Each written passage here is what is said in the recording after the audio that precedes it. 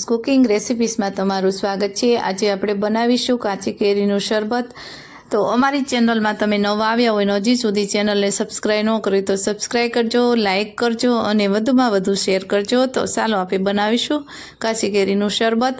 તો અહીંયા મેં 300 ગ્રામ જેવી વજનમાં કેસર કેરી લીધી છે અને તમે કાગડા કેરી પણ તમે લઈ શકો છો।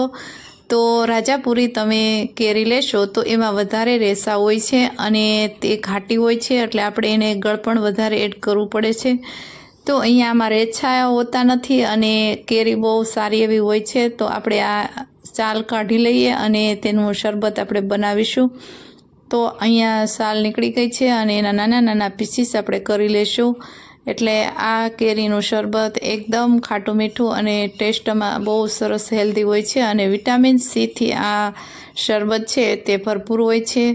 અને આ શરબત આપણે ઘરે ઇઝીલી સાવ સહેલી રીતથી આપણે બનાવીશું। અહીંયા 3 થી 4 વસ્તુનો જ આપણે એડ કરીશું। આ શરબત બનાવવું એકદમ સહેલું છે અને તમે અહીંયા પ્રીમિક્સ કરી અને તમારે જ્યારે શરબત બનાવવું હોય ત્યારે તમે 2 ચમચી એડ કરી અને તમે શરબત બનાવી શકો છો અને સ્ટોરેજ પણ કરી શકાય છે કાચી કેરીનું।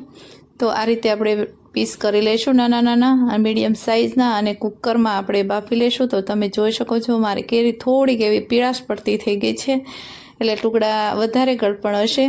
તો આપણે બેલેન્સ ઓછું કરીશું કેમ કે કેરી અત્યારે પાક ઉપર આવી ગઈ છે આપણી કેરી। તો અહીંયા મેં 1 ગ્લાસ પાણી એડ કર્યું છે અને હવે એની 3 વિસલ આપણે કરી લેશું, એટલે આપણી જે કેરી છે તે બફાઈ જશે અને એકદમ સરસ એવું આપણું શરબત બનશે। તો હવે આપણે કુકરની 3 વિસલ અહીંયા કરી લેશું। ત્યાં સુધી આપણે સાકરમાં અહીંયા બનાવું છું, તમે ગોળમાં પણ બનાવી શકો છો અને ખાંડમાં પણ બનાવી શકો છો। તો જે સાકર છે તેને હું થોડીક એવી દળી લઈશ અધકચરી, એટલે મિક્સર જારમાં જલ્દીથી પીસાઈ જશે અને તમે જોઈ શકો છો આપણી કેરી છે તેને ગાળવાની કે કશું જરૂર નથી। આ રીતે આપણે મિક્સર જારમાં એડ કરીશું એટલે એનું પલ્સ સરસ એવું થઈ જશે। હવે એને ઠંડુ થવા દઈશું। ઠંડુ થાય એટલે આ મિક્સર જારમાં આપણે એડ કરીશું। આમાં તમારે 10 ગ્લાસ જેટલું આપણું શરબત બનશે એકદમ સાવ સહેલી રીતથી। તો હવે અહીંયા મેં જે સાકર હતી તેને ભૂકો કરી લીધો છે અને એડ કરીશું। અહીંયા સાકર આપણે મેં 200 ગ્રામ જેવી એડ કરી છે અને 300 ગ્રામ જેવી કેરી હતી આપણી એની સામે, એટલે આપણે સાકર એડ કરી છે। અને હવે ઉપરથી આપણે સંચળ પાવડર એડ કરીશું, કાળા મરીનો પાવડર,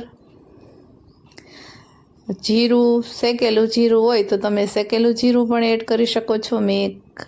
અને મરી પાવડર અડધી ચમચી હળદર જીરા પાવડર અને સ્વાદ પ્રમાણે નમક એડ કરીશું, કેમ કે અહીંયા નમકનું બેલેન્સ આપણે કાળા જે સંચળ પાવડર છે તેને એડ કર્યું છે તેમાં પણ મીઠું હોય જ છે। અને હવે મને થોડીક એવી જરૂર લાગી કે આપણે જે સાકર વધી હતી તેને એડ કરી દઈએ। અને હવે ઠંડુ થઈ ગયું છે મિશ્રણ આપણું, તો હવે એને મિક્સર જારમાં આ રીતે એડ કરી અને એનો પલ્સ કરી લેશું।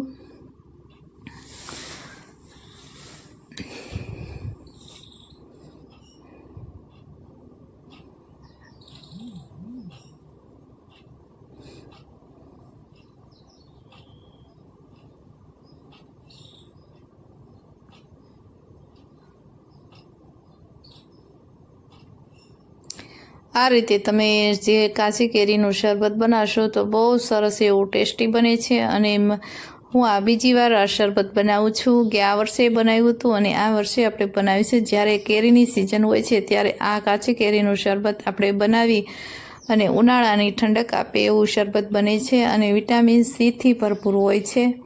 તો હવે તમે જોઈ શકો છો આમાં એકદમ સરસ એવું આપણું જે પ્રીમિક્સ કહીએ એ થઈ ગયું છે પલ્સ।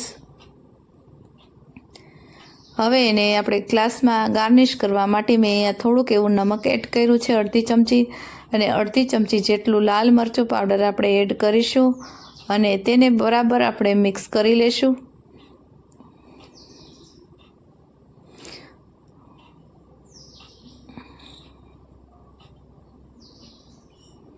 હવે આપણે ગ્લાસ છે તેમાં આપણે આ રીતે ગાર્નિશ કરીશું.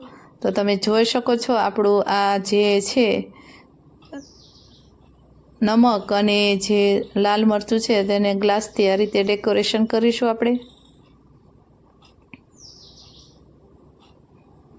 આ રીતે તમે શરબત બનાવશો તો બહુ સરસ એવું આપણું શરબત બનશે અને ટેસ્ટી બને છે.